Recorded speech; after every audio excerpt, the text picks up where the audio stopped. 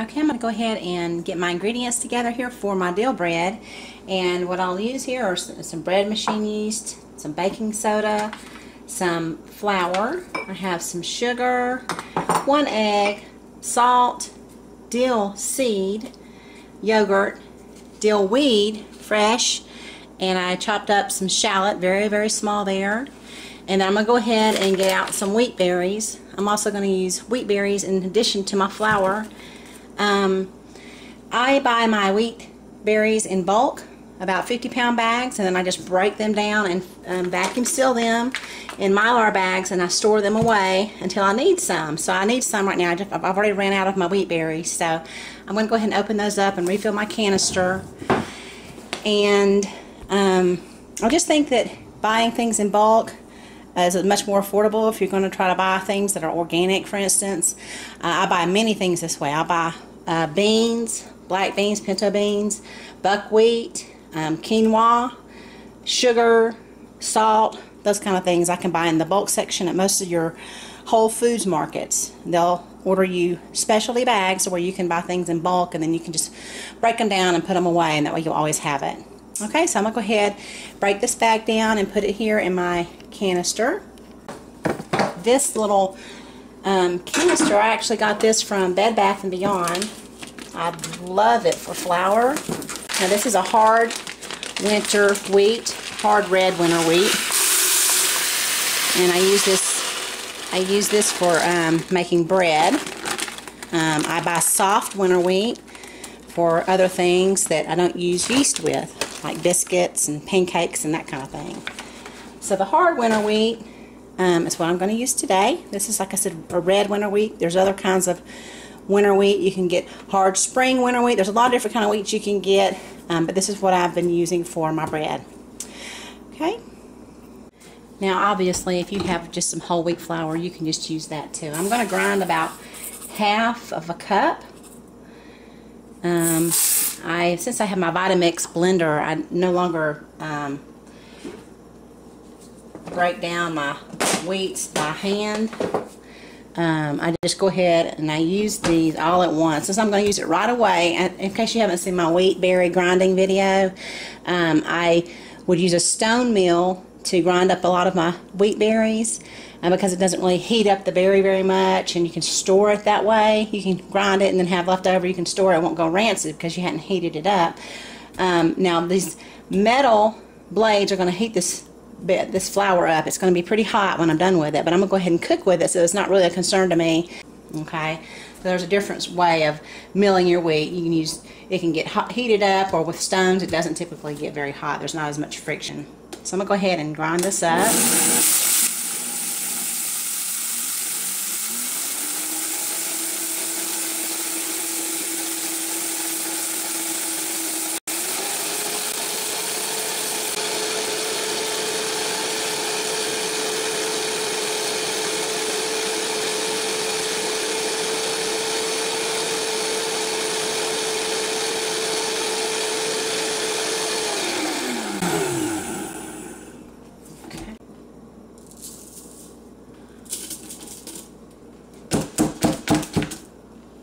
A very fine powder, very fine.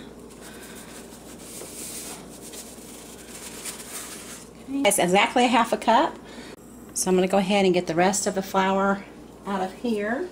I'm making a mess because I'm trying to make a movie at the same time, and I want to just get this bread going. I got a lot of other things to do today, but I thought I would shoot this video real quick while I made my bread. So.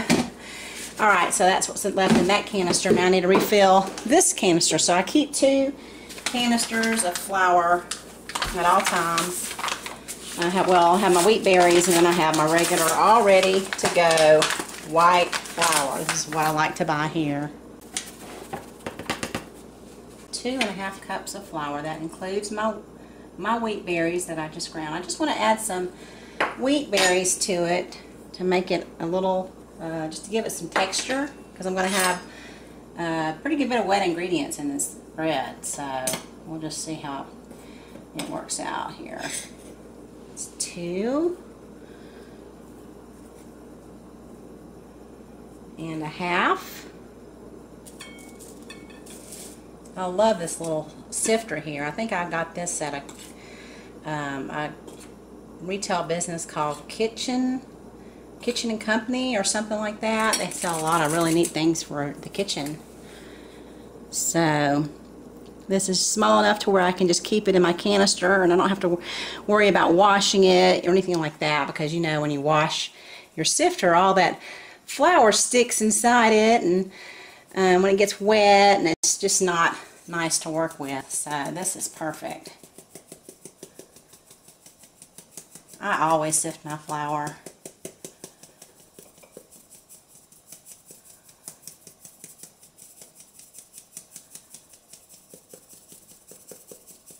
And this is a very, very fine sifter too. You notice some of my wheat is not going through there, but I'm going to go ahead and put it in here like that. That's the wheat germ. I want to get 1 cup of yogurt.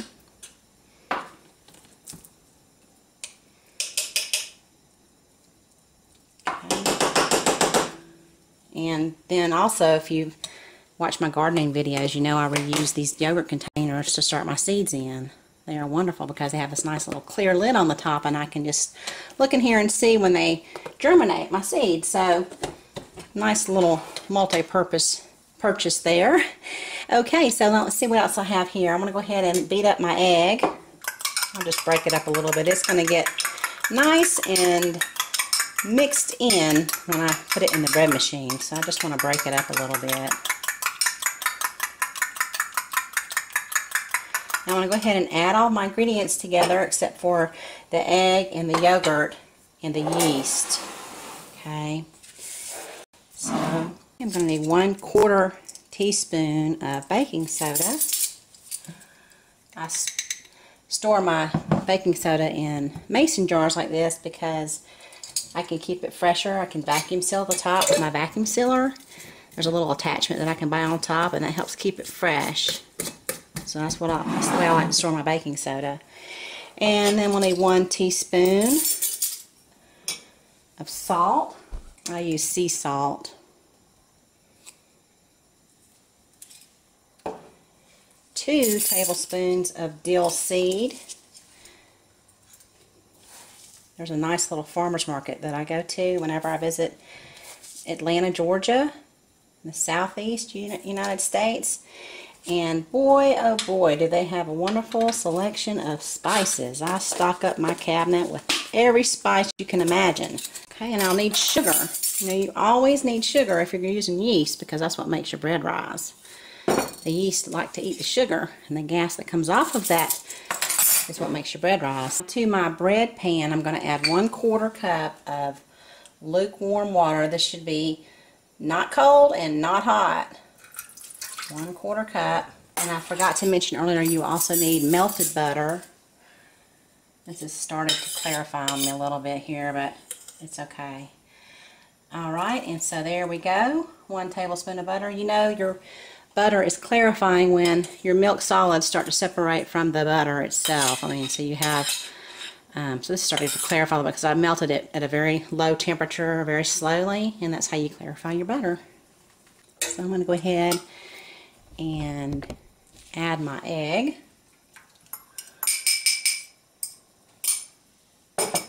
And the yogurt.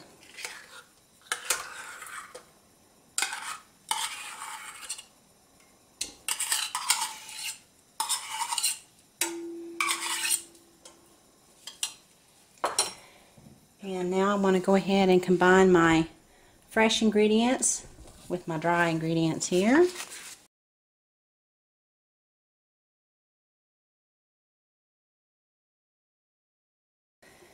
And I'll just go ahead and show you what it looks like here inside the pan if I can. Okay, so I'm going to go ahead and add my dry ingredients here.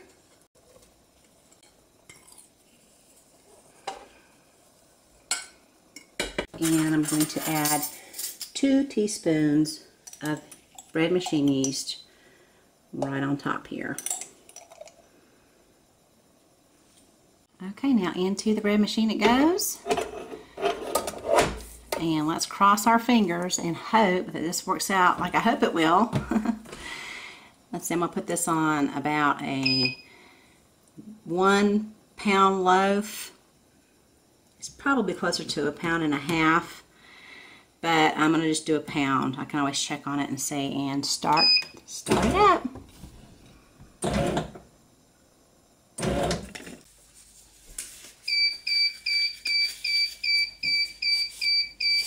It is ready, and I cannot tell you how good my house smells.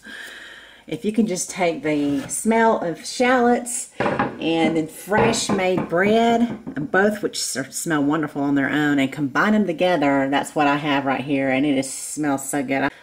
Hopefully it will taste as good as it smells. So I'm going to take it out and let it cool in here on my cutting board for about 10 minutes. I'm going to let it cool in the pan, and then I'm going to remove it from the pan. There we go. So I'm going to give it 10 minutes. Okay, now I'm going to go ahead and remove this from the pan. Normally, when I bake my bread, I will remove the paddle when I think about it before the second rise. So when the bread machine needs it its first time, and then a second time, and then it starts to rise, I will pull the dough out of the bread pan and pull out the paddle from the bread pan, and then replace the dough, so then it will cook without the paddle in there. So you see there's a little hole, and the paddle is inside there. So that's not really an issue. I'm going to let it cool off really good before I get it out, and then I'm going to have a slice with some butter on it. Okay, I am going to go ahead and remove the bottom of this. Like I said, I simply was not around when I wanted to, when I should have pulled the paddle out of the bread pan. But all I usually do is I go in with some needle nose pliers. I found these work the best, and so I clean these up just for kitchen purposes, this is really the only thing I use them for. And I'll just go in and grab the side of this and try to feel where the actual paddle is. Doing a little surgery here. And now the paddle extends here, so I'm just going to pull it backwards. And then up. Try not to disturb it too much there. Okay. Okay, so now comes the true test. I'm going to cut off the heel, and then I'm going to cut me up a slice.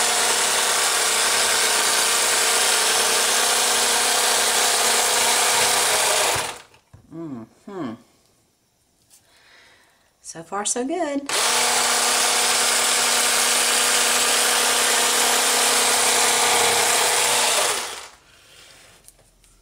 It looks great. Now I'm going to taste it. Okay, so now I'm going to get some of this butter from the butter bell.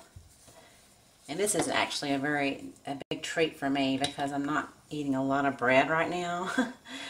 But because my family's not home to tell me if it's good or not, I figured I better try it. It's a good excuse anyway, right?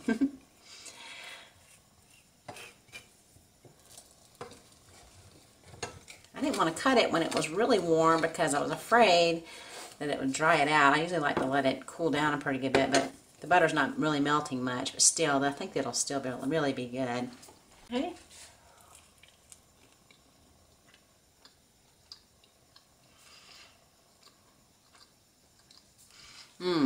That's very good. Yeah, that is very good.